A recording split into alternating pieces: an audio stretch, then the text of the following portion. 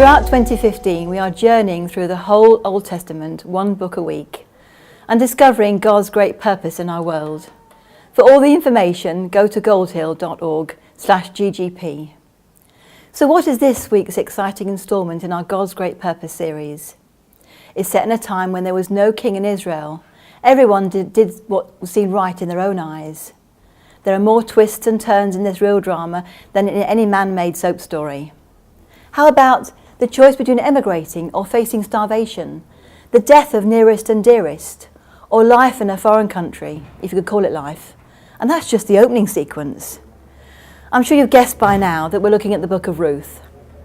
It isn't often that we can claim to read the whole book in the Bible in our coffee break, but that's just what I did recently, and it took me less than 10 minutes. The book of Ruth is a deceptively simple read with only 4 chapters, but by the end, Ruth invites further inquiry. In spite of the dark days in which it is set, Ruth speaks of loyalty, friendship, and deep commitment to others and to God. The God who himself cares about us far too much to leave his people alone. But the first amazing thing to notice is that the book is named after a foreign woman. Ruth was not born a Jew, but she married into a Jewish family who were living in her country of Moab, which is just across the other side of the Dead Sea to Israel. The cast list includes Naomi, who has a major part to play. It is Naomi who is left devastated by the death firstly of her husband, and then sometime later by both her sons. She decides to return to Bethlehem, her hometown, and she implores her 2 widowed daughters-in-law, Orpah and Ruth, to leave her and let her go back home alone.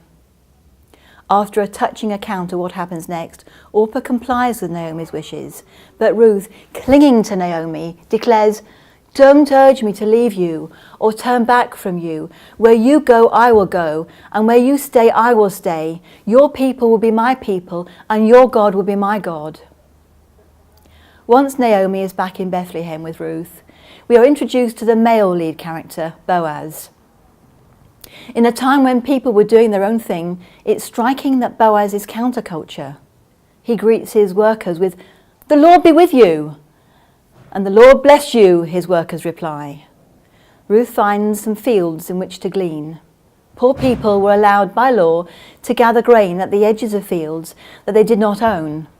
Ruth, unbeknown to her, was gleaning in a field owned by Boaz. When Boaz finds out, he treats her kindly and makes sure she's both safe and well fed. What happens next? Who proposes to who? Does Naomi get healed of her bitterness and her grief? But this is a trailer and not a spoiler. Perhaps it's time to put the kettle on to make that cuppa. And when you've finished, can I encourage you to have a peek at Matthew's Gospel, chapter 1, verses 5 and 6, where we see one of Ruth's descendants.